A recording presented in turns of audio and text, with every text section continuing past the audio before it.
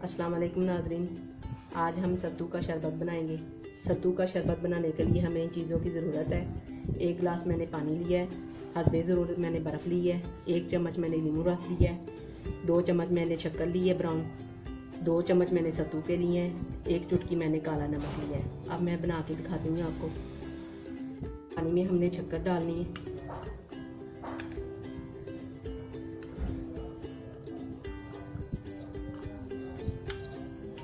शक्कर डाल के इसको अच्छी तरह हल कर लें। ये मैंने काला नमक डाल दिया। अच्छी तरह हल करना है आपने इसको, नीचे इसकी गुठलियाँ ना बने।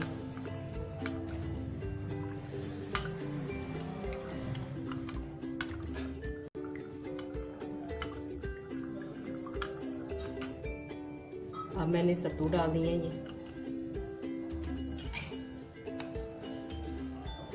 इसको भी आपने अच्छी तरह हल करना है।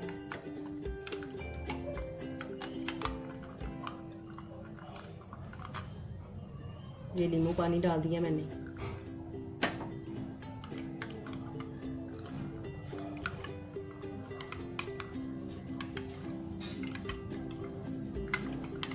अब मैंने इस बर्फ डाल देनी है।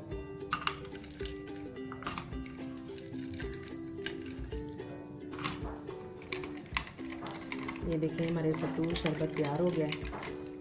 ठीक है, आपने अच्छी तरह इसको हल करना है। ये गर्मियों के लिए बड़ी मुफीद है शरबत है।